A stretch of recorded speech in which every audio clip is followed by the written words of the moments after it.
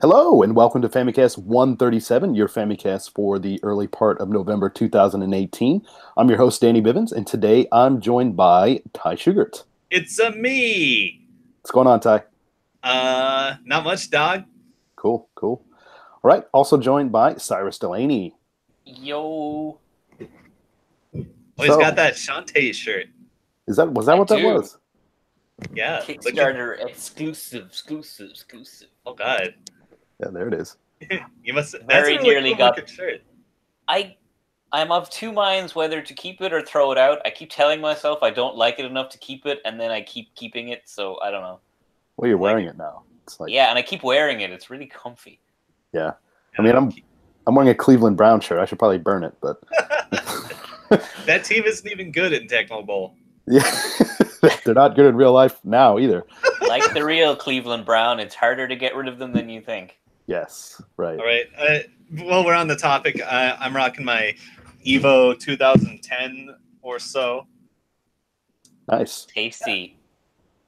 Nice, Yeah. nice. That was when they had a noted Wii game, Tatsunoko versus Capcom. Oh yeah, I had that game. I got it when it first came out here. That's cool. I actually imported it, I think. Nice. All right. Well, the viewers out there might be wondering where the heck's James. Well, hopefully he'll be coming on and joining us a little bit later. But in the meantime, we're just going to go ahead and jump right into some new business. And Ty, how about you go ahead and kick us off and let us know what you've been playing? Oh boy. Let's see. There's some new hotness that like I've just barely started on. Like I got a beta code for the console version of Brawlhalla. Ah, yes. Yeah, I played that a little bit. It has Rayman in it now. They've partnered with Ubisoft for the console release or whatever. And that's like a kind of like Smash Brothers without Nintendo characters, and it's not Sony's, right? Yeah, that's right. Yeah, it's like a free to play thing. They keep adding in you unlock characters with in-game credit, or you can buy them with real money or something. Yeah. Okay. Yeah. So yeah, it's an extremely straightforward brawl kind of game. It has items, but they're like weirdly normalized. Hmm. Like the items you get are specific to your character. I bet Cyrus has played this more than I have. I've played it exactly once, just at like a casuals here in Galway, and yeah, it's kind of cool. Like you can equip different weapons to each of your characters, and then those weapons. So you start off in the match, you'll have no weapons, but then over the course of the match, weapons will drop onto the screen like items. Yeah. And So yeah, like it'll look like a glowy sword, and you pick it up, and it's like an item that fits that belongs to your character's set. Yeah, so it removes the random weapon chance, but it's still like so you don't just pick up a hammer and like a smashy Donkey Kong hammer and win the game immediately. Gotcha. Okay. So it allows random weapon spawns, but they're balanced because they're designed for your character specifically. Okay. Right. Okay. So yeah, one thing I noticed is the characters feel very samey. I believe it works well with a fight stick, which is cool and good. Oh, nice. Yeah, you don't have to worry about like the difference between a smash and a tilt attack or whatever. So I actually like that. I don't know what else to tell you. I haven't actually played it online yet, but I hear it has pretty good netcode. Okay. Okay. How do you feel about how the jumping is in the game? I like it. Because I know that's a very divisive point on this game. What's wrong with it? I don't know, man. Yeah, you go for it. This is your game. I feel like it's kind of sluggish. Okay. But not bad. I mean, some people like that. Like if you're like a Samus player in Smash and you like those really floaty jumps. Okay. That'd be good. But yeah, I don't know what else to tell you. You can wall jump forever, I think. Yeah, I think you literally can bounce. As long as you can hit a wall, you can keep jumping off it or something. Yeah. Wow.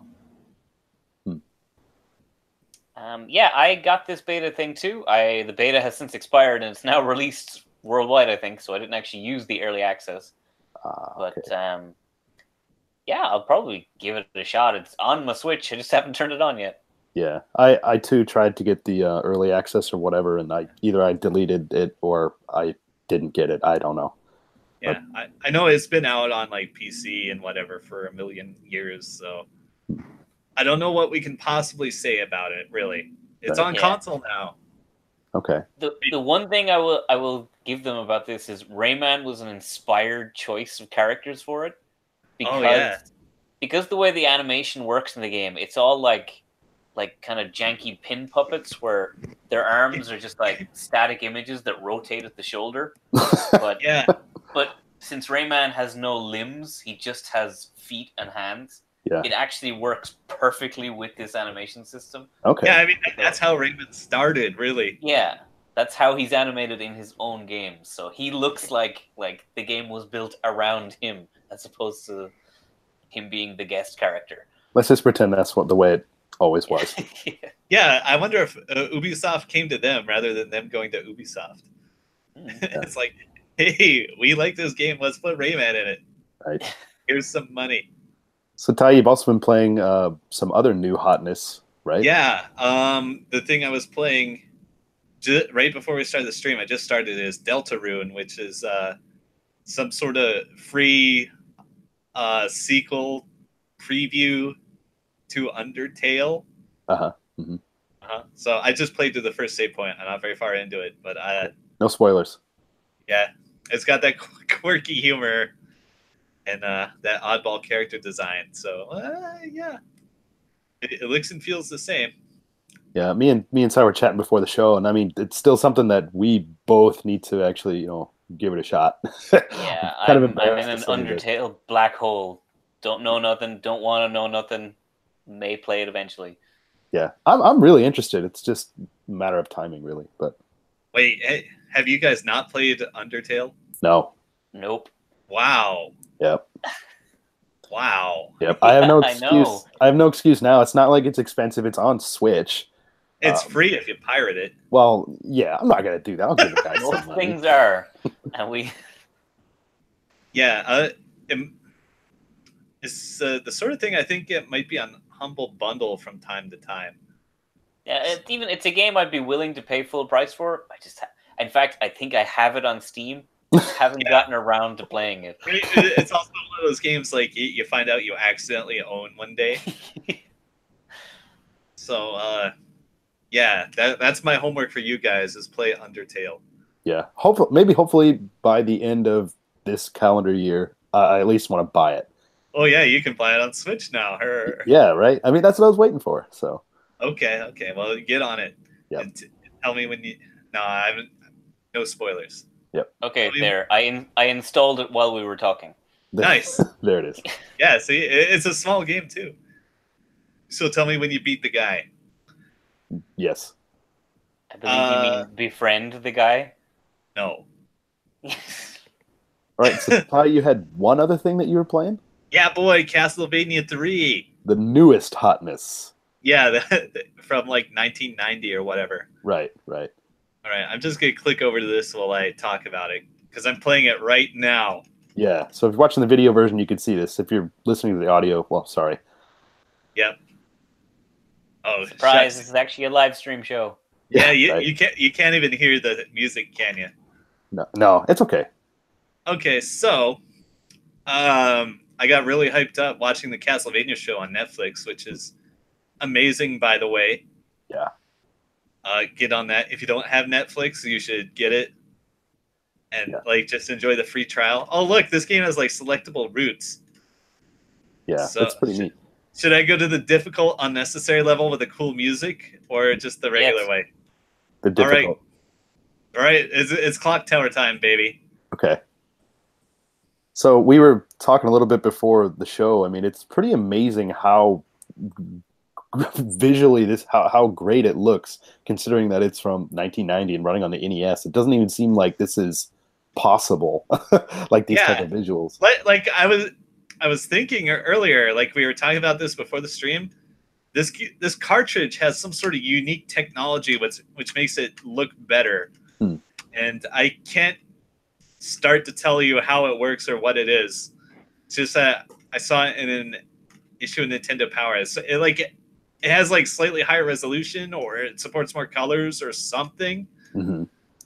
So I know like some Famicom disk system games, the games that were like based on that. Obviously Zelda is a good example of that. Zelda and Zelda 2, the music's different, but like visually, nothing was really different. Like with Right. that, in that case, it was just like there was I could think an extra, some kind of a sound chip or something in the disk system itself that made it so that type of stuff was possible, but it was Right. like impossible to emulate that on the cartridges. Yeah, and I recall like the North American NES, like they could open up like an extra sound channel or something if like on the chip on the bottom of the cartridge, the connector. Uh-huh. If it had like an extra little thing to the side, it was doing some extra shit. Mm-hmm. Does this sound familiar at all? Kind of. I mean, All right, I absolutely did not like research this before the show, okay. but it's definitely a thing. I'd take your word for it. So anyway, I might have mentioned this a million years ago when they released the first 4 episodes of the Castlevania show. Mm-hmm. Like I was super engaged with like how closely it actually followed the game. Mm-hmm. Mm-hmm. Like if I went the other way, that's where the Cyclops boss is, and you defeat the Cyclops and you rescue Sypha, who's turned into a statue. Mm-hmm. And like I just got like super hyped when it got to that part in the show. Mm-hmm. Because that's exactly what fucking happens. Because say it's all coming back to me. Because I mean, I watched that I think pretty close to when it actually first came out on Netflix, and yeah, now it's all coming back.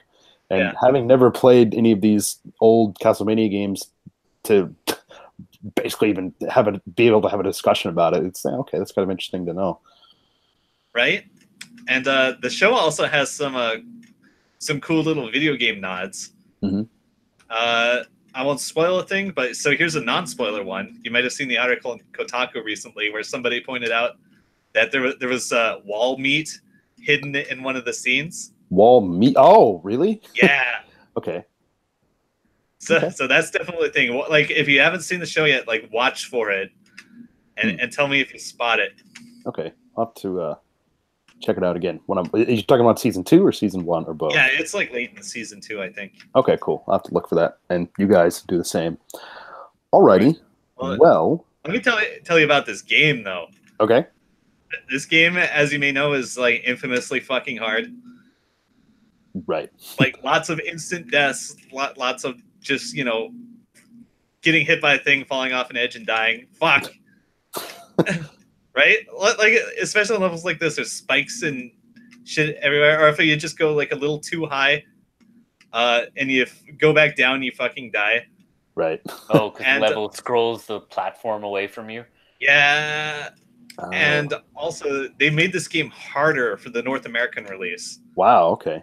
Yeah. So, like, the Japanese one is technically easy mode, but there's nothing easy about it. I was gonna say, yeah, usually it's the other way around, right? Baby mode's usually strictly for Americans. Yeah, it's weird how developers approach that. Sometimes they make it easier, sometimes they make it harder. And I've heard it justified by like these weird stereotypes, like gamers in X region are better. They're not. Like the average gamer in every region is fucking trash. Yeah, that sounds about right. Like, oh god, how am I gonna do this jump? Do I go for the bottom or the top? Yeah, I'd go for the top. Nope. Nope. Oh, good. I got away with murder there. I should have died. Don't listen to me when it comes to Castlevania or like really hard old games. Right. So, yeah, I never owned this one as a kid, so I like to, just put it on the list of NES games that I've completed legitimately. Oh, sure. Look at that fucking slowdown. Yeah, okay. I was going to say, was that... Ooh, yeah. Yeah, so, like, I wonder, like, how they program this shit. Is there a lot of extra shit going on around? Well, yeah, like, look at these fucking gears. Yeah, they're two... If you're not watching the video, I mean, there are 2 gears that are going. They're Medusa heads flying around and tides look at that fucking background. There's so much animated shit going on there, and there's got to be, like, 20 fucking colors on screen. This... I want to say the programmers, like, they went ham on this game. Yeah. Okay.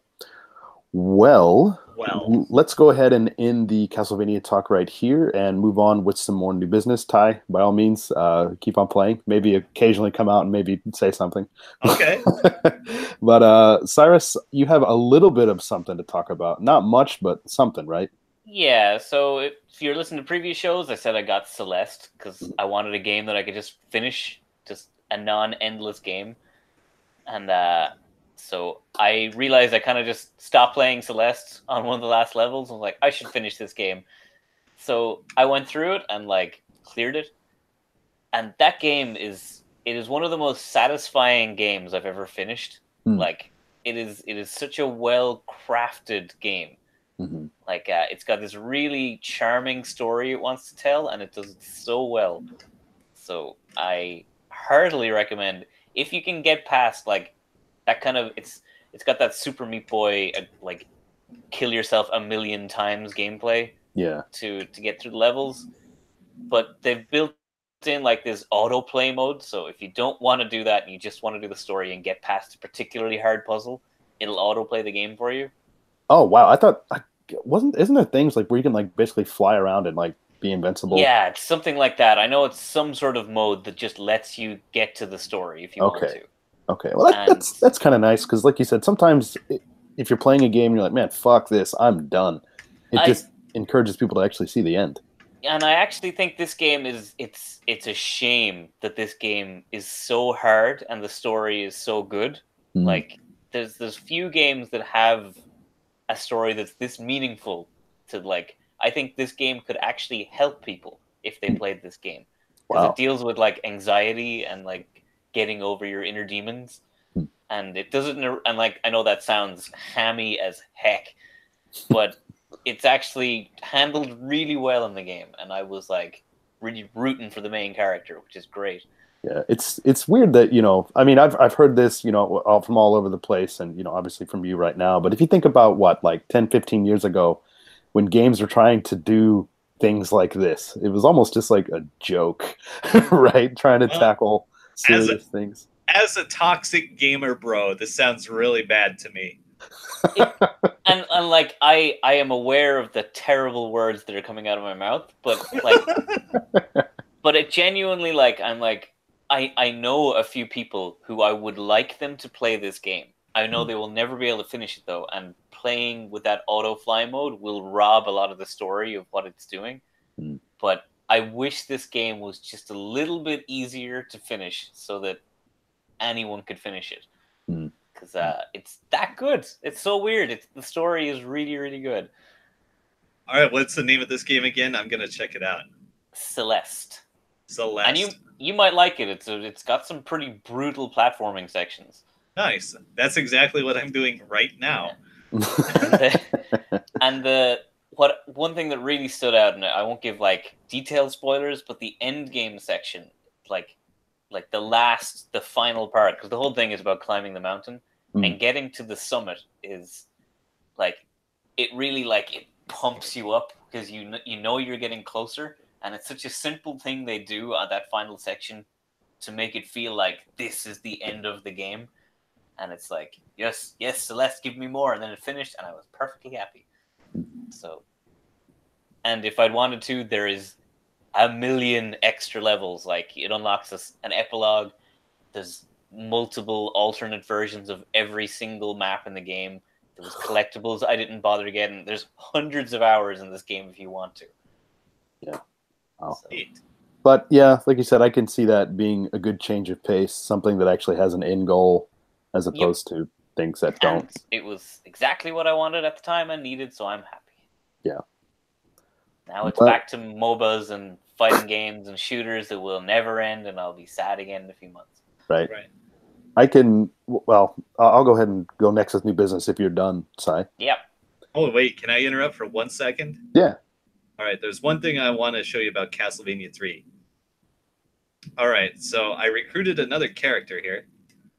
And, it's just like, what's it called? Bloodstained, where you can switch characters whenever you want. But look what happens when I switch characters. Look how fucking long this takes. Wow.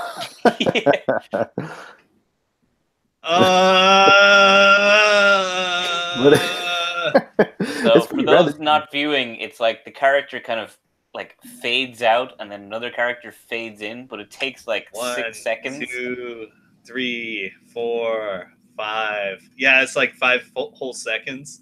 Yeah. Still impressive that they're doing this type of thing on the NES, though. I mean, that's cool. I wonder if they shorten that on the US version. I don't have it right here to compare. Hmm. But yeah, that's the thing I appreciate about Bloodstained is like that it's just instant. Yeah. So I mean, yeah, I was really shocked with that too. I mean, it's so quick, just right there. That's the way it should be. Yes. It's Marvel, baby. Right. What? Well, speaking of games that have no end in sight, I started another really, really big game that is going to take me forever to beat. So I bought Red Dead Redemption 2 Oh on my wow. PlayStation 4. And I was trying to think, like, before I bought this game, I was trying to think, like, when was the last time I even played my PS4? And I think it had been a long time, like over a year and a half or something. I think I had, like, Madden, American football. I bought it, like, on sale or something, but, like, that was the last thing I had bought and played.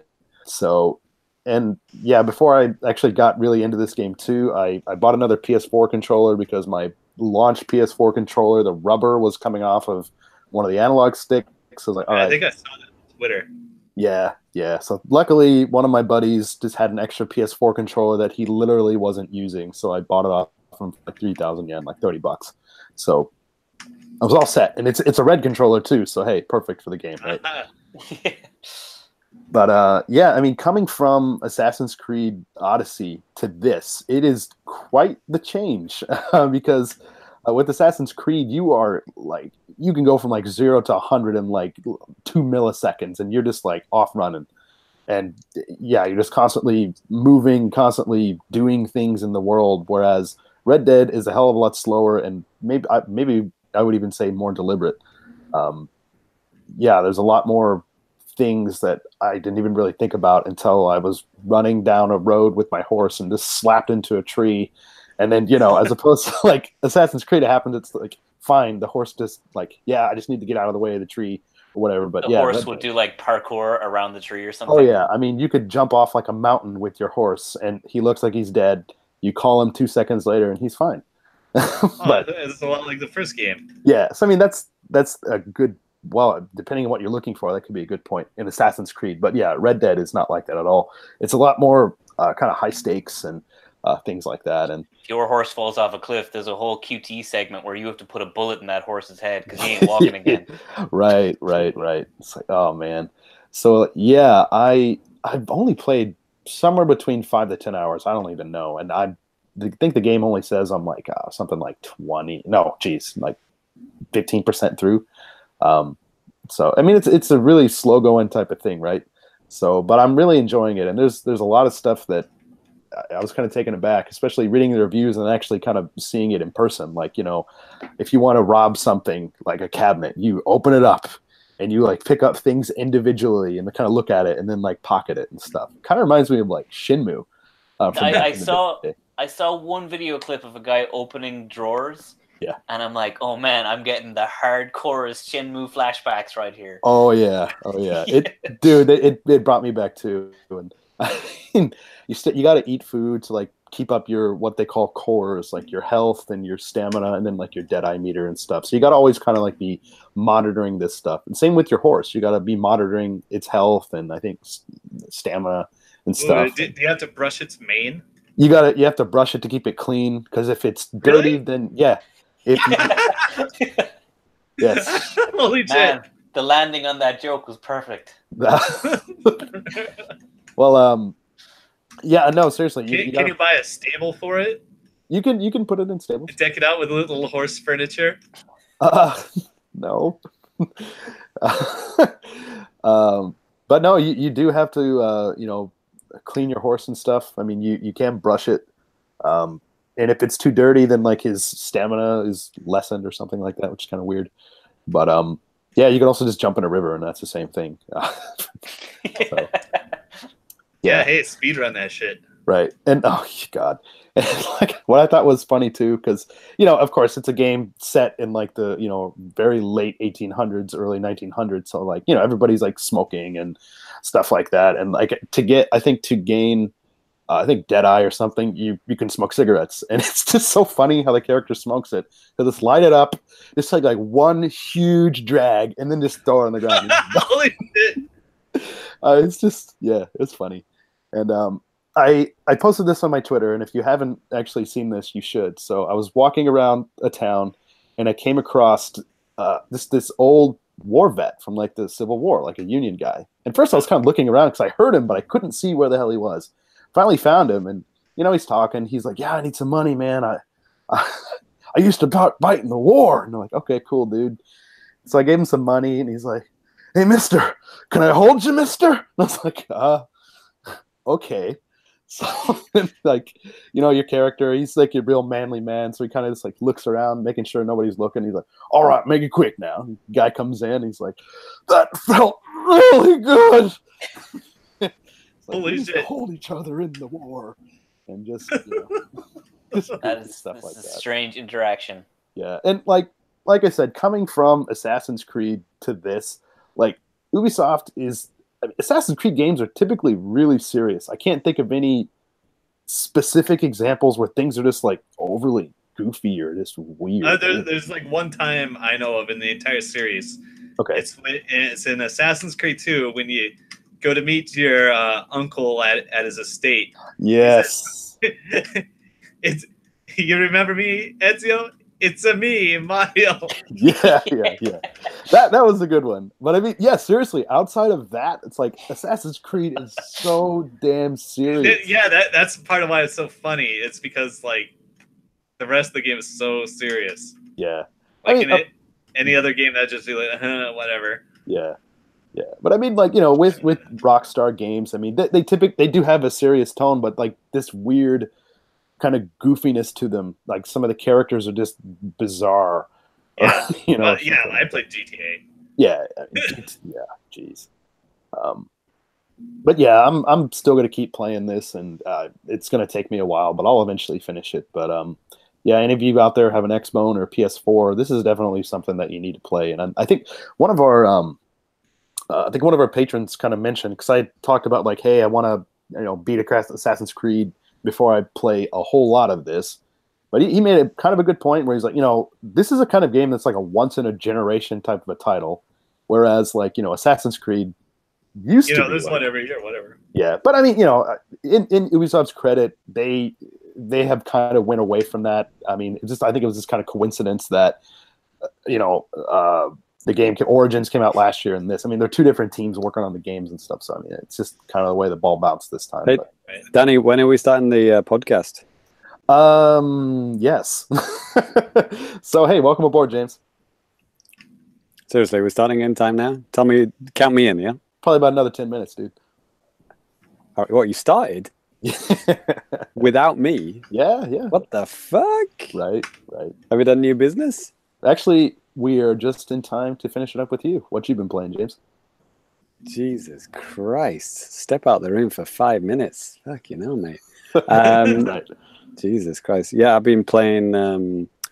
Unfortunately, a couple of garbage games.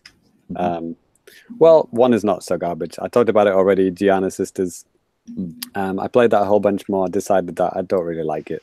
And the new one or the one from like 30 years ago?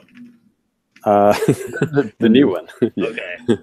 The Ultimate Edition that I talked about a couple of episodes back. All right. So yeah, it's the whole switching mechanic is interesting, but I think I've decided that I just don't like the level design. It's just too, I don't know. It's trying to be heavy metal or whatever, but it just ends up just looking very generic metal. Just like you've seen it before. I feel like every level I go in, have I seen this before? Like the whole of World 1 looks exactly the same. Every single stage looks exactly the same. And I honestly, halfway through levels, I'm like, did I already do this one? Because sometimes I would play it for a while and then not play it for a week and then come back to it.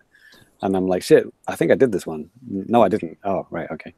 So yeah, it's very generic. And yeah, I don't really think I like it. There's too much Sonic-inspired level design in it, which immediately puts it in the... Cyrus's ears perked up. I was actually going to say I totally feel that, but it's a series right now Sonic for its design. great level design. Yeah, I was gonna say it's like there's Sonic inspired, but then there's taking the bad parts of Sonic and just making a whole game about them, and that's kind of what Gianna does a lot. That's what all Sonic games do as well. It has cool music though, right? Well, if you like metal, I guess, but it's very generic metal. It's just like, you know, Everything about it is a little generic. Yeah, There's nothing to this game. right. It's like a guy on his keyboard playing metal music on his electronic keyboard. It's like that kind of metal, right? Yeah. So yeah, but that leads me directly into a game which is pure trash, like 100% trash. Like, I know we're a little bit early for talking about the Fammies. We'll probably got another couple of episodes before we start, putting nominations in, right? But like, yeah, I've got a nomination for Trash of the Year already. Like, well, not already. We're in November, for Christ's sake. Right. It's kind of good timing, right in time to win an award, and that is Nickelodeon Kart Races. Holy shit, this game. James, I told you, like, I think in the Twitter thread that we have, I was like, man, I'll review this game. I actually really wanted to, because I've heard it's this bad, but I didn't have time, and I kind of regret it. Well, I was kind of thinking about Cyrus while playing the game, because like, didn't you play? Was it a Nickelodeon or was it like another generic? It was Cartoon Network. Yeah, and Castle, I remember, or the Battle Crashers. Yeah, and I remember you saying about that, like. It's got all your favorite characters in, but like it doesn't have any of the music or the sound effects or the character of those characters. And this is exactly like that. Like you could just replace the SpongeBob SquarePants with a box of tissues, and it would control and look exactly the same. There's literally no difference. Like just a block of tofu, whatever. That would probably be more interesting, to be honest. The Resident Evil racing game. Yeah, exactly. There you go. But like. It's just so bad. I mean, it's like it's trying to be, like Sonic Transform Racing, Mario Kart, Diddy Kong Racing. It's got like on water bits and stuff like that. But like it just looks so bad. Like it's just everything. It looks like an iPad game. Like, I mean, I didn't do any research into that fact, but I wouldn't be surprised if this already was an iPad game. Like. All the character models, everything is just so lack of animation, lack of anything, just like everything is wrong about this game. And I can't believe this has got the official Nickelodeon license. Like why the hell did they give the license to this? So this has got the turtles in. It's got all 4 turtles. It's got SpongeBob and Patrick. It's got Hey Arnold and whatever, someone else from Hey Arnold.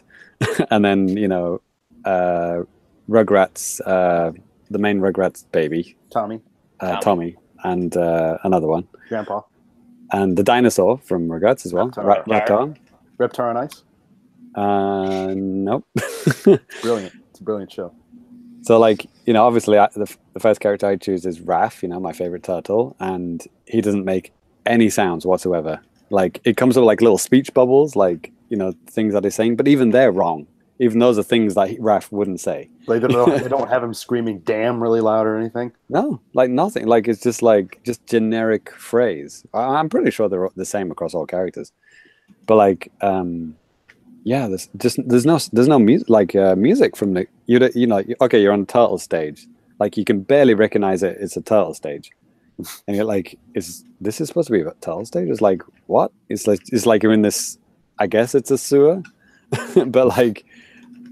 But it's got like it's like when. Go ahead. Oh, is it like full bright lighting? Yeah, it's exactly. You can see everything from everywhere. You know what I mean? So it's just like, like a play toy box version of a sewer. But like you can see like this is just made in in like Game Maker. Like press A to add the graphics kind of level of game design. I know the graphics on level 5. Yeah, like literally somebody did tighten up the graphics with the PlayStation controller in this one. Jesus Christ. Like just random objects that don't belong in places, just like plonked there because, we bought this 3D object, so let's throw it in, Things are completely out of scale, You'll have an 8-foot tall, post box, right next to a car, it's like, and they're the same height, think just designed by children. I think I don't know who made this game. Like yes, when Chinese children. Yeah, Chinese children. I wouldn't be surprised, honestly. You know, I think Funny, they I'm Chinese. like, I just watching a trailer of it here, and there's Mhm. a lot of the trailer shots it shows like the camera is mounted on the front of the car looking back, so you can see the characters. Right. And you can see their faces, but they've got no facial animation when they're Right. driving. Exactly. So they just kind of sit there like dead-eyed, like Tommy from Rugrats looks like a corpse baby, just like driving this car. So it's got some like, you know, back of the box kind of things that they can do, like character specific weapons, you know. And Ty's like, ooh, that's a cool idea. But yeah, in reality, it doesn't mean anything. All it means is like, you know, Raph has like two kind of size on the back of his car that pops up, and that's a shield or something, and then disappears. Well, I thought you could say they just sit there and don't do anything. That would have been great. Right. I would expect it to be that like the same as like another item. It's just like every skin of it. Yeah, exactly. Yeah, and it's got like it's got a whole progression system, like upgrade path where you can upgrade. You know, you get new engine parts and stuff like that. But it just like makes no difference whatsoever, and it's all pointless and just boring and terrible. And you know. Yeah, I'm looking at again like a quick video review that someone else did of it, and like it shows the character select screen. Like all of them have like really like, you know, custom cars that are like themed around the character. Right. Except the turtles are just driving like random classic cars. Like, right. Yeah. And you can get a skin, like a turtle skin which you don't start with, by the way. The turtles do not start with a turtle skin car, but you can earn it, and then bizarre. You put it on, and it kind of vaguely looks like the Turtles van, but like you said, like the character, the model itself is just like a generic it's car. like they literally ran out of money when they put the turtles in, because everyone else Right. has like really specifically designed cars. Yeah, I think it was originally something else, and they just like copy and pasted, you know, some textures that Nickelodeon provided to them, and that Definitely was it. Job feels done. that way. Yeah. And it's just because it's, you know, Nickelodeon is all about the slime, isn't it? So like you're racing through slime, you're picking up slime, you're shooting slime, you're using slime, but there's just so much fucking slime everywhere. And you know, a lot of the levels you're actually on the water, and water, you know, slime or whatever. So there's very little actual kart racing to a lot of the stages, which is weird. You're like in the kind of, you know, the motorboat version, and the kind of animation for the water splashing up is just so bad. It's just like it's not animated water splashing. It's just like an object in the shape of a curved piece of water that just kind of stays there. Wow. Like without moving. So it just looks weird. It's like a green rainbow attached to the side of your car. That's supposed to simulate water splashing. Absolutely mental. And the game, when it started up, there was a warning sign immediately. It was like Game Mill, which is the same publisher or like programmers that did that Monster Jam, Crush It, which I don't know. Did that win? James' favorite. Yeah, did that win worst game of the year last year? I can't remember. Or was it? Oh no, it was Troll and I, wasn't it? Yeah. But that was a close second, right? Yeah. And here they are again, 1 year later, another garbage ass, you know, racing game. Well, they're still making money. They're still floating around, you know, so they got to be doing something right. It's definitely not making games, but it's an easy sell from the box art. You know, It's got SpongeBob on the front. It's got the Turtles on the front. Yeah. It says the word kart in it. So it's like, oh, little Jimmy wanted Mario Kart, but he likes SpongeBob way better than Mario. You know, good luck to little Jimmy. €20 cheaper. Yeah. So rest in peace, Jimmy, on Christmas Day. Well, thankfully, little kids in Japan won't have to worry about that, because I don't think that is coming out here. No, yeah. Although SpongeBob is on Netflix Japan, but none of the other ones are. Right. Yeah, good luck explaining Rugrats to Japanese people. Yeah. Good luck with that. Yeah. What are children? A problem Japan is having a problem with. Yes. Right. Too soon, Cyrus. All right. So yeah, I wish I had better games to talk about, but that's it. And that's okay. Hey, happy to be rid of them. That's it. Throw them straight in the trash. It is what it is sometimes. You got to do what you got to do. All right. Well, let's keep moving on, and let's go ahead and take a look at Now Playing at thefamicast.com. Now Playing at thefamicast.com. Well, lots of different things. We got lots of stuff going up on the YouTube, lots of stuff going up on the site. James, there's one kind of main thing that we were going to talk about. Would you mind sharing? Something that you've been kind of working on. Oh, okay, yeah. The Patreon library, yes. So something that's going up on the site soon is we thought, when you become a patron, if you do, thank you very much. We've had a couple of new patrons in the past couple of months. Woo. And there's obviously like a huge like wealth of content that you might not be aware of when you first join the Patreon, because we had like a whole season 1 of podcasts, like 24 podcasts. Yeah, and a whole ton of stuff to go through. So we've basically categorized them into 2 libraries. Season 1 library, so you can links to everything that you may have missed, and then season 2, which is ongoing, which is like in this season we have 1 audio podcast and 1 exclusive video stream every month to our patrons, which are only accessible to patrons from tier 2, which is $3. If you join the tier 1, you get kind of early access to all our videos, which will go public, eventually on Famicast Fridays. But if you want early access, as soon as our videos go up, boom, it's only $1 for that. right. So it's like if you want early access to see how awesome this Right. Nickelodeon kart races is from Yeah. James's upcoming review, or same as Gianna Sisters or whatever. It's like, hey man, Exactly. you can get in early.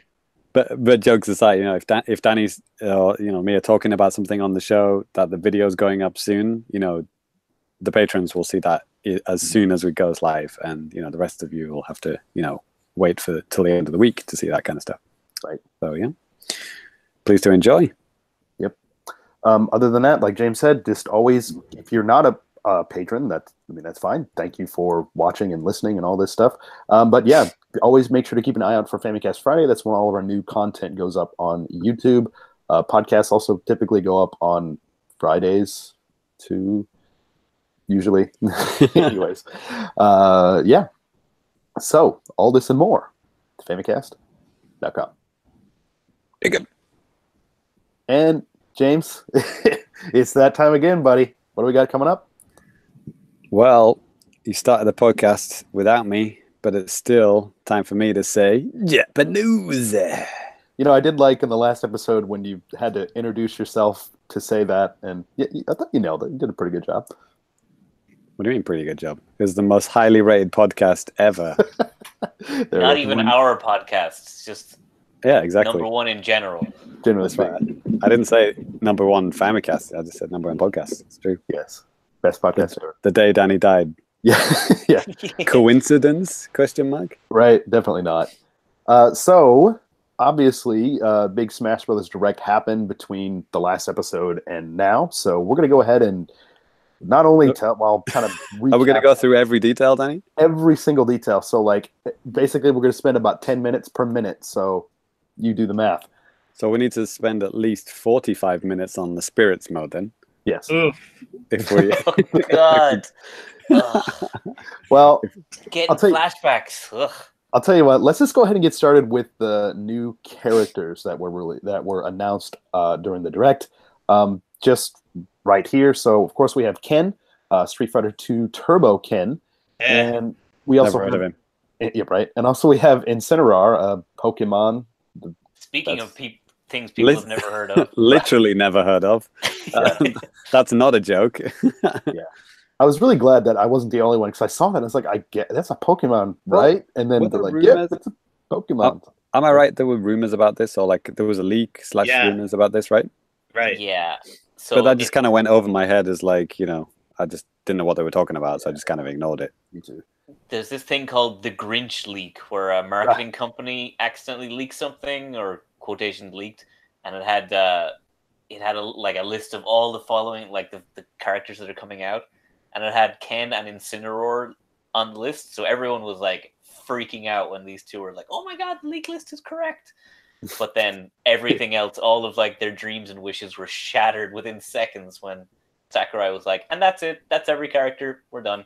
Until Okay. this is kind of jumping ahead from the direct until he said, and that wasn't the very last character. Here's the real very last character outside of the DLC, which we'll talk about later. But Piranha Plant was confirmed as an early purchase bonus. Basically, if you purchase or buy the game before January 31st, you'll be able to get this bad boy sometime in February. And it comes with on stage music and all this.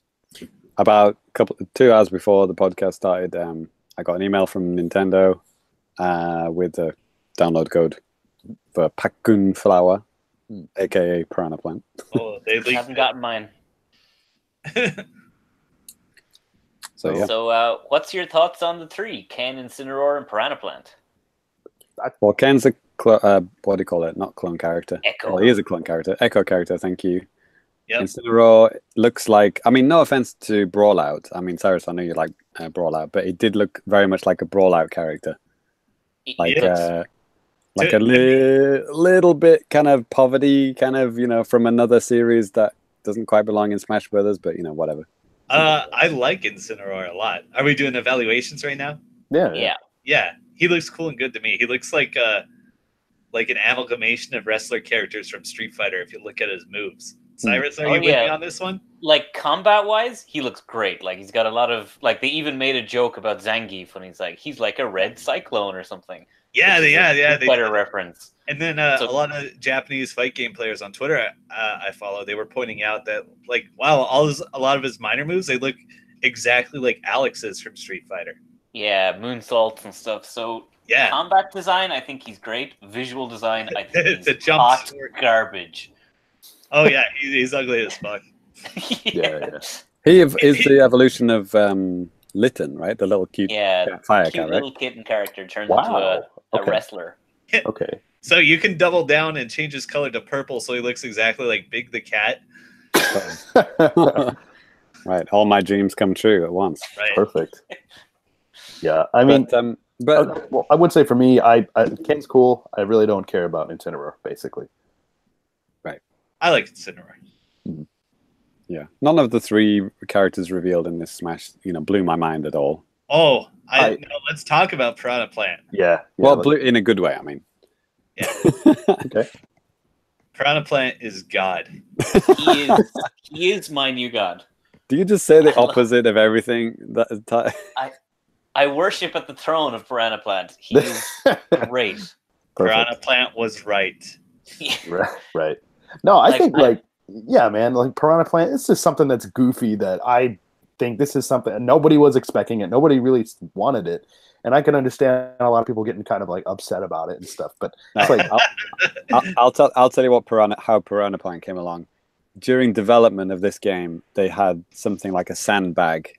Maybe Smash 4, they had a sandbag character to, test out the moves or whatever, in training mode. And they thought, wouldn't it be funny? Let's do Piranha Plant instead. And then somewhere near the end of the development, it's like, why don't we just make him a playable character? No, that'll be stupid. Let's do it anyway. That's how Piranha Plant came along. Yeah. Right. What I like about Piranha Plant is that, say I'm just after coming off Super Mario Party, which is all the Mario characters, and half of the characters in that game are like Goomba or Koopa or Dry Bones or whatever, and it's boring as shit because I don't want half of my characters to be these generic nameless background characters.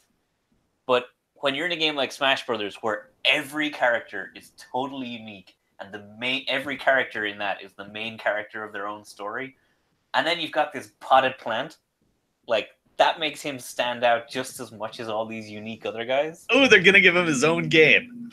Yeah. Right. That's what I love about Piranha Plant, that he's so boring that makes him really cool and exciting. Oh, did you see that delicious quote from Sakurai from maybe before Smash 4? It's well, people are asking to put Toad in and all these other kind of minor characters, and before you know it, we'll be putting Goombas as playable characters or other kind of insignificant characters. There's no end to this thing. Fast forwards 3 years later. Yeah, Piranha Plant's a playable character. 5 years of DLC later, we'll be living the nightmare. Well, take a look at Piranha Plant visually. He has a lot of flexibility in the moves he can. His Dalsim, yeah, we get it. Yeah. See, there you go. So I'm very excited to play this character. Yeah, I'm all for it. I think it's a fun addition. I think it's cool. Yeah, all in Mario games, my three favorite things in Mario games are Chain Chomps, Bullet Bills, and Piranha Plants. So I can play Chain Chomp in tennis. I can play as Piranha Plant in Smash. So now we just need like Bullet Bill in Time Crisis. We need that little. Oh my God, what's the boot from Mario 3? Oh, the Kurbo shoe. Yeah. We need Yeah, that's in Mario Maker. Yeah. There it is, man. It's coming back. Coming to Smash. Confirmed. You heard it here first. There was another stupid kind of minor character put in the Mario Tennis, wasn't it? Like that Spike or something like that. Yeah. Is that his real name? Yeah, I think it's just called Spike, just a generic character that throws spiky balls, Yeah, and now he's a fucking playable character. Yeah, take that asshole. Right. Yeah. All right. Well, let's kind of keep pushing on here. Next. Spirits. Fuck this. Next. Yeah. I went cross-eyed like 3 times. Yeah, man. Even just like putting together the agenda, I watched the direct. I reread information from like a Nintendo press release about this, and I'm still kind of I still have no idea. Yeah, still kind of not understanding. Well, it's not that like I don't understand because I'm stupid. It's because I don't understand because I just don't care. Yeah. It's like I don't need to like rewatch, Sora, explain about fucking adding badges to badges and pressing Y to distribute your badge zones onto your sticker systems. It's like just don't care. Just to give the viewers at home a quick recap in case they missed this. In Please. Smash, a huge emphasis is being placed on being able to collect these stickers called spirits. Mm-hmm. And you can equip these stickers to your characters, and they give you new abilities. You can sacrifice a bunch of stickers to unlock new stickers or power up other stickers, and it's this whole economy of collecting stickers and grinding them up. But for what? For what though? For what mode? Is this for the story mode? Like that, the story of light or whatever? It looks like this is for the main adventure story mode. It's like to boost your characters as you unlock them. Yeah, like I wasn't clear about that. They didn't really explain that too well in the stream, did they? Yeah. No. One of my favorite modes in Smash, like single player modes, is the events that they have. They even had them, back in Melee when it would be like, defeat, Mecha Bowser or whatever, and it'd be like you and 2 CPUs take on a huge Bowser, and they kind of mix up.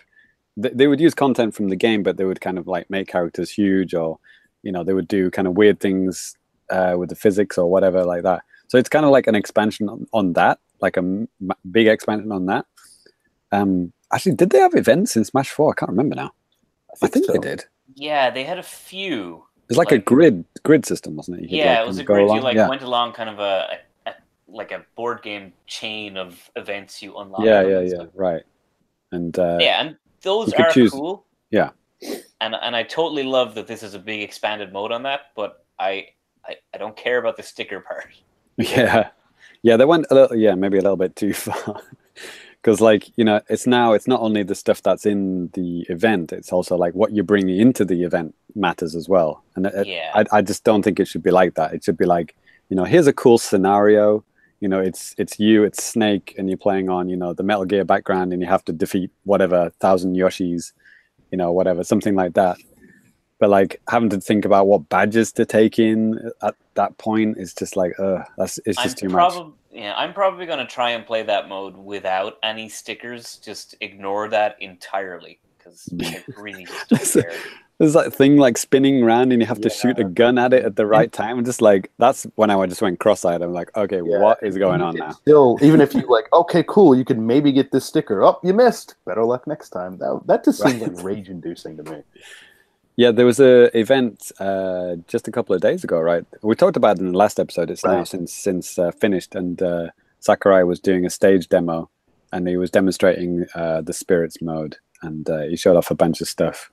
But like, he was kind of like on purposely hitting the barrier, and see what happens. And you can actually fail, like not get anything.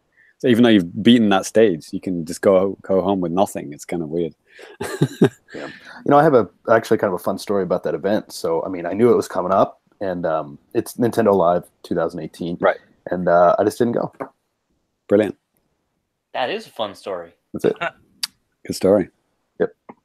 But looks like they had lots of fun events on, like Splatoon tournaments, and Sakurai was there showing off the game. Right. The crowd were going wild. They were loving him. Yeah. So I guess continuing on with this direct. So yeah, we have that. they did talk a little bit about DLC, kind of similar to Zelda, right? I mean, with Breath of the Wild, when they first announced a DLC, aside from a T-shirt that you can get, with a Nintendo Switch logo on it somewhere, they still really don't have any idea what they're going to do, and they were very clearly saying, like, look, if you don't have faith in us to do what you think would be cool, then don't worry about dropping the money on this fighter pass. It's like 2,500 yen, $25, probably like 80 euro. Brilliant. He's catching on. Right. So I don't know. I mean, do you guys have any thoughts about extra DLC coming? Anything you want to see? I got my Piranha plant. I don't get any other advantages, do I? Right. I just want to retweet that video of the Piranha Plant laughing at all the other wishlist characters forever. Right. Yeah, like Waluigi, rip in peace. Fucking Gino, let it go. When it comes to season passes like this, where especially the season passes where you don't announce what's going to be in them, I'm generally pretty cagey. I don't like season passes. But when it comes to Nintendo, I give them a bit of a pass on them because nice pun. They're usually pretty good for it. Like DLC that I've gotten in in the Breath of the Wild DLC, I think that season pass was worth it. And with Smash, I always want a complete Smash roster so I can bring it to people's houses and play games. Right. So, I was going to get this regardless, and it seems okay, I guess. I was looking at the eShop today, and I couldn't see any way to buy the season pass on the eShop. It was kind of like you could buy the $90, full pack with a game and the season pass, and you could buy these kind of individual things for 600 yen, which are like one fighter. But it was like a third fighter. It wasn't one character, two characters, three characters. So they're all 600 yen, if you know what I mean. Yeah. Yeah. So it's I'd like the character number 3, which we don't know about yet. No. You should totally get the 5th character that we also don't know about. It's kind of like a weird way of doing it. It's like really just give me the fucking season pass. That's Yeah. So I don't know. Maybe you have to buy a download card, or maybe it'll come out nearer the end of the year or something. I don't know. With Zelda, I think they had like a specific. Well, for Japan, they had like a specific card that you could get. Yeah, but that should be on the eShop as well. I mean, yeah, absolutely. But I mean, man, they just announced this stuff a few days ago. So yeah, that's what I thought. Maybe it'll come out, after the game's release or at the end of the year. Yeah. I think I remember hearing something about, beginning of next year was something, when Piranha Plant hits or whatever. Yeah, that makes sense. That's next year, right? Piranha Plant, January. Yeah, February. February is when it's supposed to happen. Yeah, and one thing they did say is that none of these characters will be echo characters. They're all full brand new from the ground up. And because every possible Smash character has been in the game now, that means they will be brand new characters, which is nice. I wish that they'd said, we also promised that none of them will be Fire Emblem characters. Yes. I would have bought it twice. Right. But yeah, because that was one thing that really did bug me in Smash 4 was the DLC was like Roy and Mewtwo and like exactly. I didn't buy any of those ones. Yeah. I only bought the brand new ones. I bought Bayonetta and I bought New. I think that was it, wasn't it, for brand new characters? Oh, and Cloud. Yeah. I think they were brand new. Yeah. I think I bought all of them, but I played the game for only like 15 hours. So, well, money well spent there. Yeah, there was no way I'm paying fucking, whatever it was, 600 yen for Mewtwo. Fuck off. Yeah. Don't be like me, folks. Exactly. Yeah. So yeah, I'm looking forward to it. I mean, do you think they'll be based on the polls that they did, 3 years ago? Like, is Goku going to be one of them? Well, I hope they do new polls and just kind of gauge the audience a little bit more. I mean, obviously, some things just are not. Well, I don't know. I would say some things just are not possible, but you look at some of the characters that are in the game, and it makes you think that almost anything's possible. So there's no Dragon Ball content at all in well, actually, we don't know because they've expanded the universes quite a lot, haven't they, for this Smash 5, Smash Ultimate, right? Because there's like all sorts of games in there, right? Yeah. Like there's the ghost spirit camera girl and all that kind of stuff. And the like assists and the stickers especially. Which one thing that bugged me about stickers is because they can just take any random art asset from any Yeah. game.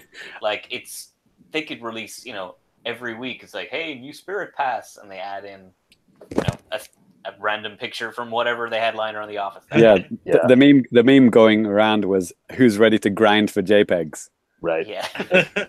Dude, during the direct, I saw Disc Coon, the Famicom Disk System mascot. I forgot if he was a Spirit or if he was an He was a trophy in assist even trophy. Melee. He's Yeah. the first character in the season pass. Yeah. Yeah, it's great that they, even in a game that's going to be released around the world, and half the people playing the game, over half the people playing the game, don't even know what the hell he is. Even after reading the explanation, they probably still wouldn't even know. But I was surprised that. I mean, I hope, because they've already put the ARMS characters in as assist trophies, right? Like Springman. Well, no, Springman's the assist trophy, right? And then Ribbon Girl was the me costume. fighter, yeah. So my hope is that Twin Tail will be a playable character as a DLC, because that makes so much sense. Because they need at least one non-Caucasian character in there. Am I right? Yeah, I saw your tweet. Yeah.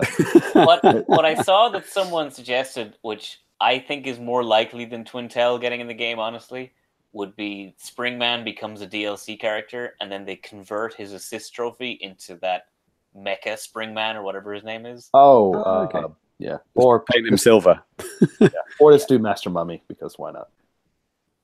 I think it's called Springtron, isn't he? Yeah. Yeah, something like that. That'd be a quick and easy way they can add that assist trophy in, or that character in. So, I don't know, maybe they'll do something like that. Yeah, I really thought Springman was going to be in there, man. I thought he was going to be the last reveal. Yeah. But I guess it was just too new, I guess. Yeah. Because, Too good. even though ARMS was, relatively successful for like a brand new IP, what was it, like, I don't know, 2 million sales or something like that, right? It did pretty well, right? Yeah. But yeah, maybe not up there yet. Maybe for Smash 6. Yeah. So do you guys have Sakurai's still alive. Do you guys have any thoughts about the adventure mode, the World of Light? We put a video up on the YouTube channel about those maps that they kind of briefly showed right at the end, because they went by super fast. So we kind of slowed it down so you could take a look at them. It looks like you're exploring all the worlds of the characters in this huge, like you're going in, starting in, I don't know, Kirby's Land, and then you go into a bit of Fire Emblem world, and you're just kind of like meeting the characters as they turn evil, right, or whatever. Right. That fucking beam of light fucking kills everyone, right? Yeah. Wipes them all out except Kirby, because Sakurai is a biased son of a bitch. I actually love that. I love that, like, Sakurai is like, it's my game, my baby's gonna survive. All y'all die. Yeah. I'm totally down with him doing that. Right, exactly. Ganondorf, he's dead. Kirby, he's fine. It's fine. He survives it. This story mode, those maps, I personally think look terrible. Yeah, it looks like artists' sketches, and they're like, well, give me some extra time. I'll do the final version. And Sakurai's saying, no, that'll do. Just fix it in post. Right, exactly. Like, I would have been fine if they all kind of look like a map or something, like a sketched map. Some of them looked okay like that in the video, but then there's one where it's like the futuristic place where it looks like that looked a bit beams. Generic 3D looking stuff. It didn't look nice to it.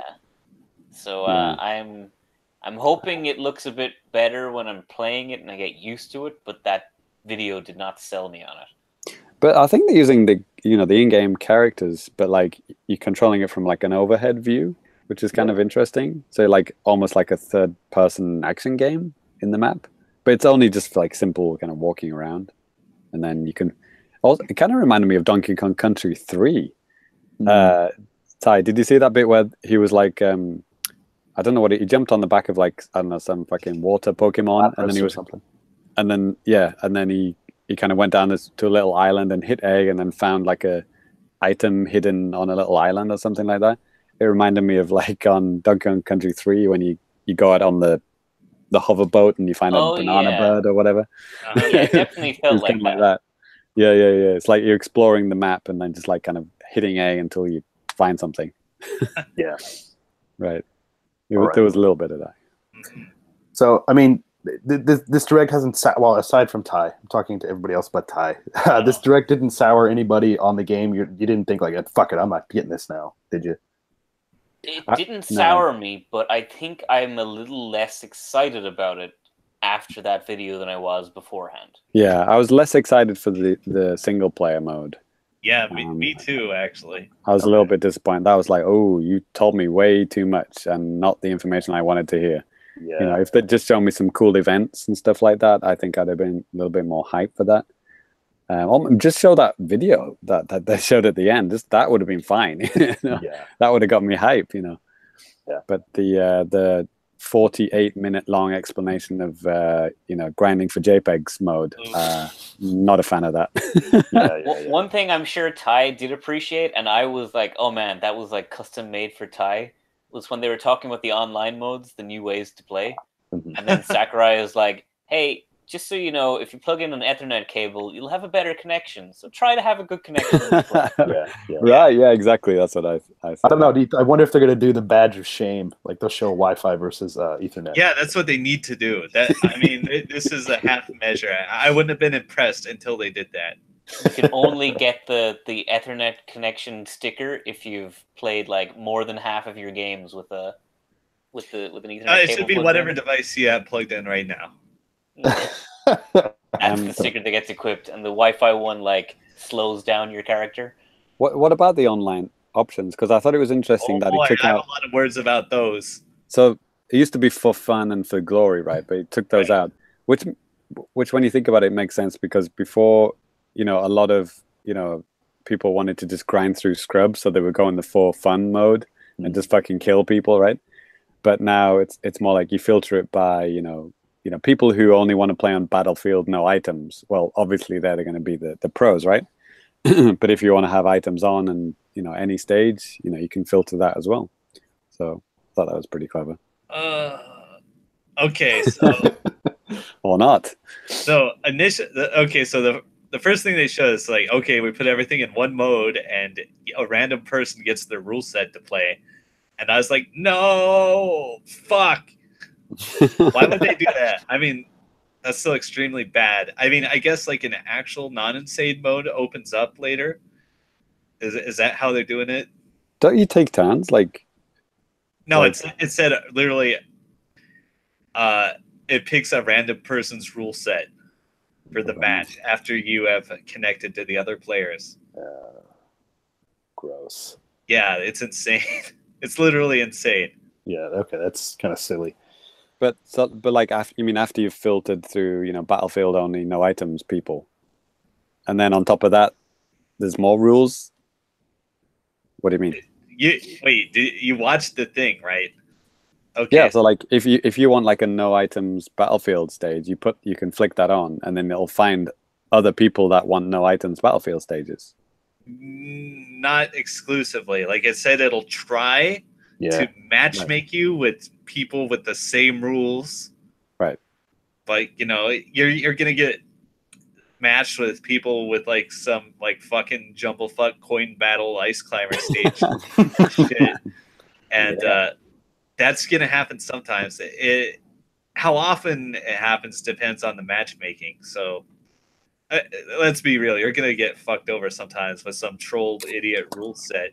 Yeah, and it makes no sense. But isn't that the same for all? Isn't that the same for all online games? Like certain match modes that you want to play, it's just sometimes it's just people not there, not available. So you just have to give up and play something you don't really want to play. No, there's no filter here, right? Like you don't get to exclusively filter out certain rule sets. It just tries to match you, but everything is like one matchmaking pool, right? You should you should rewatch the video. Okay, yeah. I mean, I get it. I mean, you have preferences, and it'll try to hook you up. But if it doesn't, you might get something that's not ideal. Yeah, and it might just matchmaking ping a lot more, like latency. Like it depends on whatever algorithm they have set up. But sometimes you're gonna get fucked over, I think. What Haitani in the chat room has a comment where he says, "I think they expect these people in the rooms will already be in contact via the Nintendo Switch Online app. I So you think already know not. which rules you're going to use. And he's like, never use Oh, that man. thing. Lol. Wow, great troll. Wow. Look at all the reaction videos when it gets to the smartphone app bit. Somebody should just do like a super cut of all the reaction to the smartphone app bit. So like every YouTuber on earth just goes, at exactly the same time. Right. Okay, Me- so me they said included. after you play a certain amount of like this jumblefuck unified online mode, like a tryhard mode opens up, right? Oh yeah, the elite battle thing, yeah. Yeah. And he said that they're going to be keeping an eye on the elite battles for like improvements to the game and stuff like that, right? Mm-hmm. All right, Right. forgot about that. Game balances, character balances, stuff like that. So Right. So, and that's like a no items kind of thing going on, right? yeah, I think so. Yeah, I'm not sure if they're clear on that. So Modes that I will never ever use. yeah. So I watched this and I had a flashback to the original StarCraft's matchmaking. Did any of you guys play that online?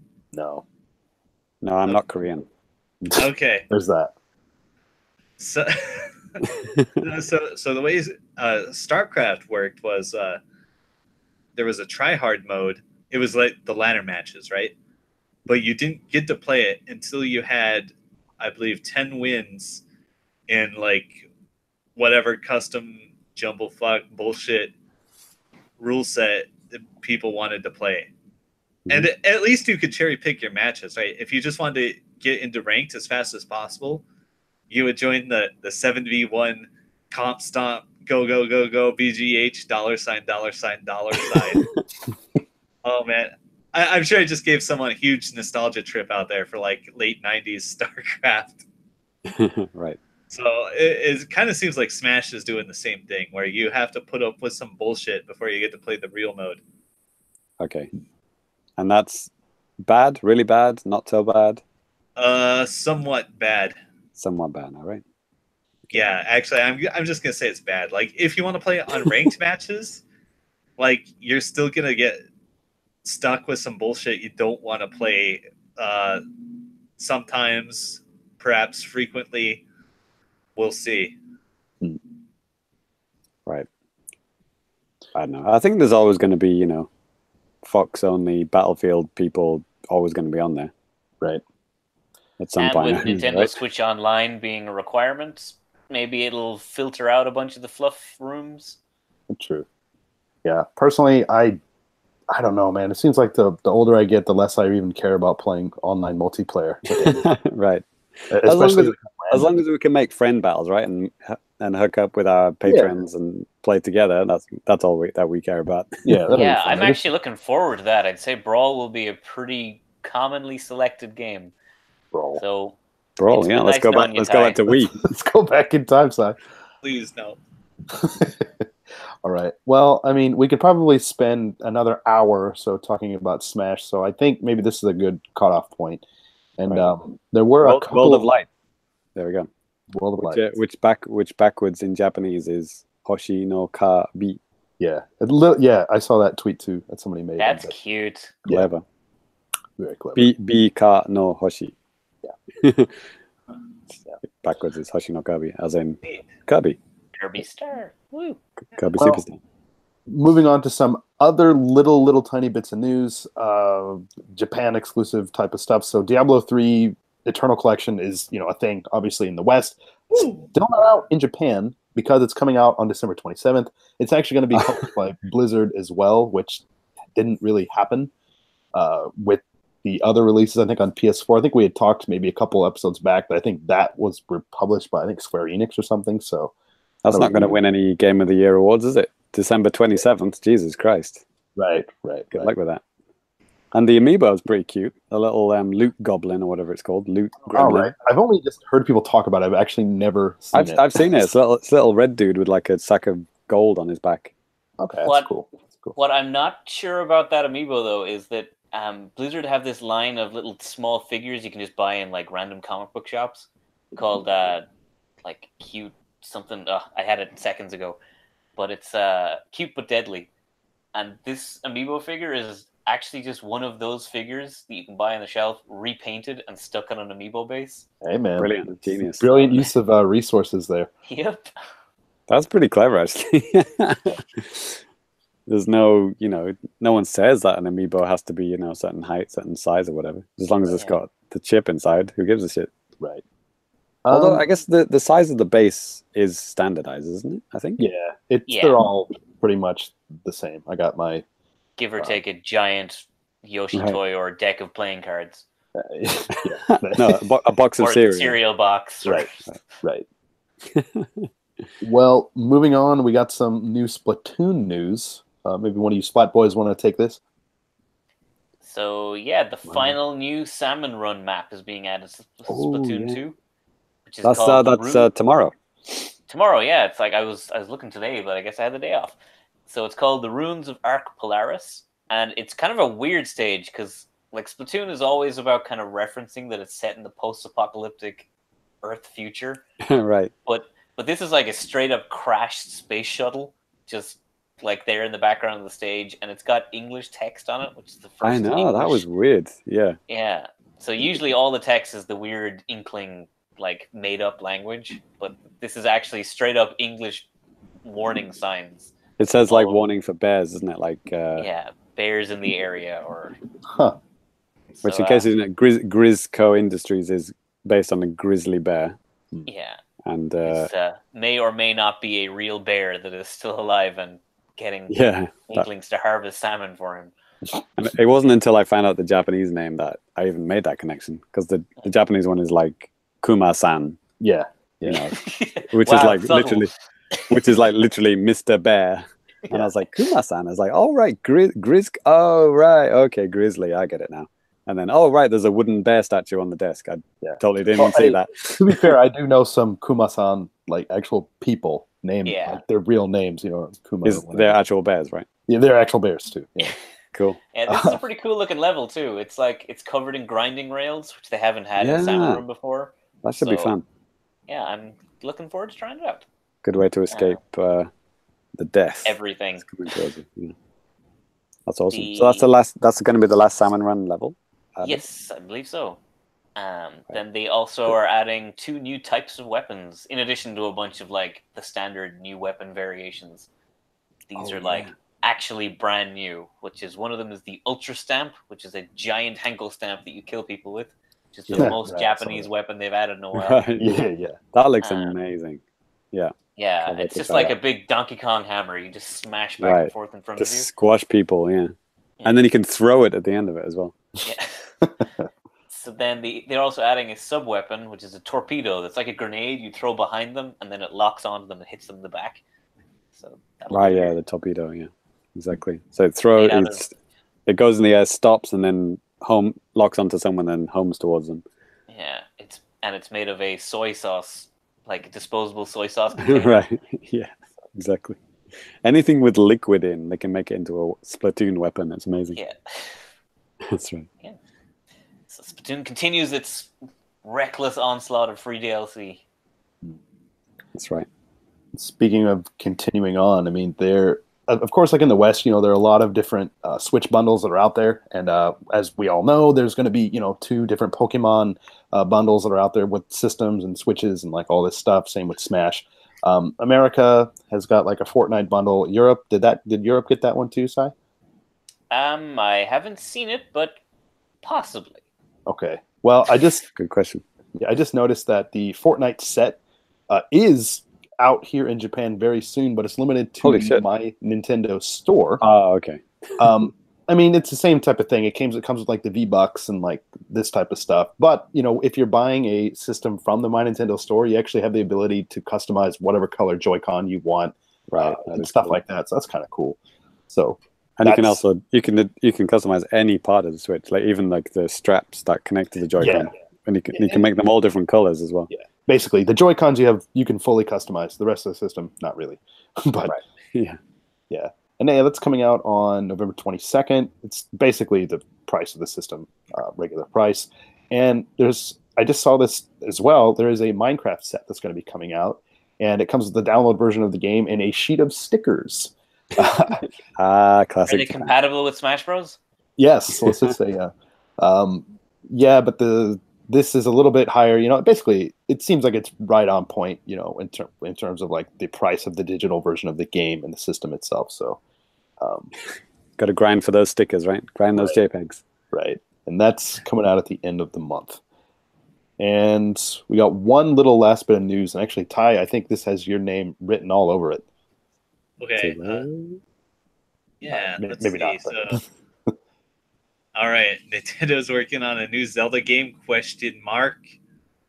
Job postings discovered by internet detectives on Intel's website points to that. They're looking for 3D designers, level designers. Wow, that could be anything, though. Really. Yeah. I just saw this. Right. Ability. Zelda Immortal, a new smartphone game. Yeah. Right. Who wrote that ability to use Excel on a fax machine? That was me. Okay, good one. Yeah. That was good. Thank you. Also required. Yeah. For every job in Japan, by the way, Right. not just. Like, I'm a computer programmer. It's like, oh, really? Well, what can you do? I mean, I'm really good at Excel. I'm like, you are hired, sir. Right. You got a job. That's so if your Japanese is up to snuff and you know how to use Excel and can fax a piece of paper, I mean, just freaking go ahead and apply. Right. If you know how to print out an email and then fax it to someone, you're good to go. Ooh. Right. That has happened, by the way. Yes. Believe it. Okie dokie. Well, that's going to go ahead and do it for the news. We're going to go ahead and move on to some feedback. And if you want your feedback read out on the show, like we're going to be doing here, you can feel free to email us at thefamicast@gmail.com. You can hit us up on the comments on our YouTube videos. You can hit us up on Twitter at @thefamicast. You can hit us up on Facebook at @thefamicast. And again, have your question, comment, criticism read on the air like these guys. So, James, I know we have one lined up specifically right now. Would you go ahead and read that for us? Okay. Yeah, this is from the live chat from the last episode. From Chris Blackstone. He says, the Famicom online videos are so good. He says, it's hilarious watching you guys fumble through bad games and then punking on each other for it. It's true. It's true. It's good times. Yep. We've still got a whole bunch to get through, right, Danny? Yeah, God. It is a lot of fun to do, and I always go back and rewatch them. James does a really good job editing them together and stuff. And obviously. Right. So, yeah, if you're not checking those out, you definitely need to do that. All right, then. So we're still getting questions about Assassin's Creed Odyssey. Danny, get on that. Oh, you are getting on that. That's I was talking to Cyrus, I think, before the show, and some people keep constantly asking, like, how do I get this to work? And we have it in the description of that particular video. Right. It's like, it doesn't work unless you're in Japan. Maybe try using a VPN. That doesn't work either. I'm sorry. Come to Japan. I don't know what else to tell you, man. Sorry. Right. You got an email, a YouTube comment quite recently, right? Does not the Japanese credit card work? Yeah. Anyway. Holy shit. Yes. I got a cool one here from my Kamiya interview. Friend of the show, Hideki Kamiya, good friend of mine. This is a comment from Kraus. He says, I wonder how many times he tried to block you, and before he forgot he wasn't on Twitter. That doesn't make sense. He started with a good joke, but he kind of let it fade out at the end there. It's the thought that counts. It's the thought that counts. Zat Nekame says, nice review, Danny, on your Assassin's Creed Odyssey one. Zombie Dark Cry of Darkness commented on the Undertale Secrets video. He says, I have 2 questions. Do you keep borders forever, or will they be gone after deleting a save file? Also, will borders transfer over to new profile user on Nintendo Switch? So I'm going to guess no on transferring to a new profile, because if you're on a new profile, you're on a new save game. Yeah. And then obviously nothing carries over, right? If you've got a new save game. But you do keep the borders. Like I started after I finished Undertale, I started a new game and the borders were still there. In fact, I think you need to start a new game to get the borders. So anyway, don't worry about the borders, mate. Dope review, bro. From Brian Gonzalez again. People loving the Assassin's Creed stuff. So what else we got? So Russ Greeno, got everyone from Russ Greeno. He's commented on the Nickelodeon kart gameplay video. He says, "If only it wasn't lacking personality, speed, and originality." Always good to hear from you. It's true though. It's true though. The great Majima, Danny's Pro Yaku Famistar Ultra Spirits Baseball Tactics 3000, whatever it's called. That's right. He says, really, really make a real pro Yaku instead. Hate those comic style baseball games, sad face. To which I replied, hey, get on Konami's ass about that. They're the ones that do like the realistic baseball games, but they're stuck doing that stuff on mobile. So, and the last one is from Frank Truth TV on our Smash Brothers kind of world map video. He says, I miss Subspace Emissaries platforming. Wow, you're on your own there, mate. It was a nice break from the combat-based gameplay. Subspace Emissary-style platforming plus actual Nintendo worlds would be perfect adventure mode. Yeah, Subspace Emissary is garbage. I don't know what you're talking about. No one liked that, right? I thought it was okay. I'm okay with it, but it was okay. Yeah. I didn't hate it. Like, yeah. Smash Brothers 64 was like, the concept was like, making a platform game into a fighting game kind of thing. So you could, that's why everyone could, jump and double jump, right? But then they actually made, then they went backwards and then made that back into a platforming game, and it just everyone felt like Kirby. Everyone felt like floaty, weird. Yeah, I will agree that the platforming is definitely not the tightest platforming I've ever played. Wow, such nice things to say. But you can say it's garbage and plays like Kirby games. Yeah, I think I liked the boss fights, but I didn't particularly like the levels themselves. Yeah, I mean, Sakurai's not too hot on the level design there. Sorry, sue me. Send your hate comments to at Danny Biv on Twitter. Yeah, that's us. Okay. Right. Any Twitter comments here? Oh, hi Tani. He's already been mentioned, hasn't he? Is he watching live? Hi Tani. He's also hi Tani is in the chat. He's the best. Our favorite Patreon as well. He's commented because we posted that video about the Smash world map thing. He says upon a closer look, he thinks that the map looks like the Eiffel Tower thing. That might be from a Pokemon stage with the TV tower, which in itself is a reference to the Eiffel Tower. So yeah, it could be right. It could be like like a Pokemon world. Confirmed as a playable character. There you go. There it is. France joins the fight for the first time. Ooh, political. So you get everything on the Famicast, don't you? Right. Okay. And then someone's asking about if Smash. So I downloaded Smash. My download code now it eventually worked. Sometime after the Direct, I guess they added it to the eShop, and then I could download it because I couldn't download it last time. And then it was weird because as I put my code in from the card, and then it said Smash. Do you want to download Smash Brothers Special in Japanese, like written in Japanese? And then I downloaded it, and then on my home screen, it went bing, and it went Smash Brothers Ultimate in English. So it's a truly, multilingual, universal app, on the Switch. It changes to whatever language that your system setting. The system set to, which is amazing. And that was my favorite part of the Direct because we didn't do that. Oh yeah, my favorite the languages, endless languages. Yeah, well, that was amazing hearing, Villager in German or whatever, Dutch, whatever it was, Yeah, all sorts of different languages. That was right. Ich haben Schleifen machen schlagen person. Yeah, my wife was watching and she was quite impressed with that too. But yeah, that was amazing because Sakurai actually commented, I know that some of you really wanted that feature, and I was like, yes, thank you, Sakurai. And he was talking to me directly at that point. Yeah. Directly. Dorpsbewohner. There we go. Yeah. Yeah, And, you I know- figured that Ty's silence meant he was furiously searching what the funny villager name was. No, I had it ready. I was doing other stuff. There it is. But I think I'm right in that the last time Smash was multilingual was Melee, Yeah. because Brawl wasn't, Smash 4 wasn't, Nope. Smash for 3DS wasn't. Yeah. So it's been a long time because, you know, for whatever various reasons, region locking mainly, basically, right? They've always locked off the languages, like one language per disc.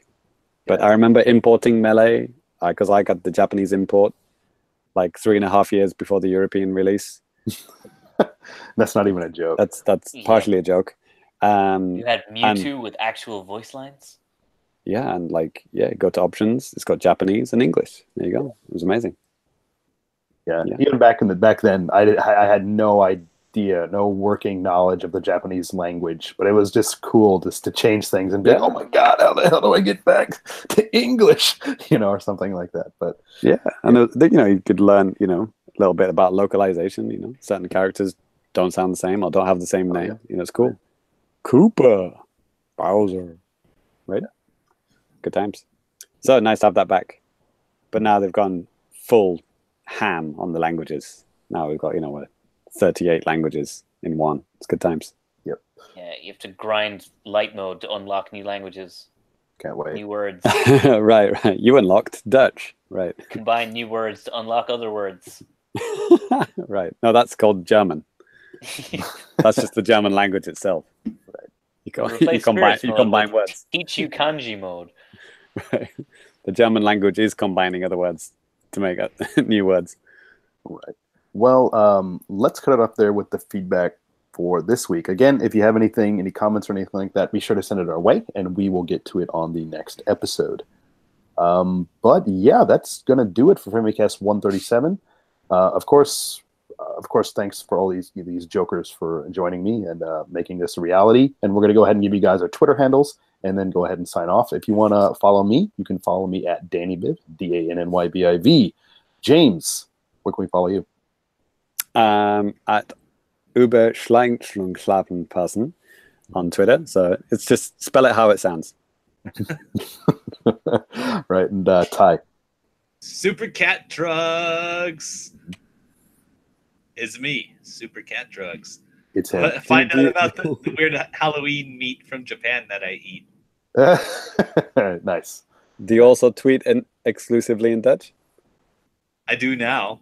Excellent. Isn't that weird? Cyrus. It's me, Cyrus. Find me here on this video. Okay. Nowhere else. We will Good do times. that. Right. Again, thank you all for tuning in. If you tune in for us live, really thanks for that. Hope you guys had a good time. Yeah, we will catch you next time. So see you later. Peace. Lights.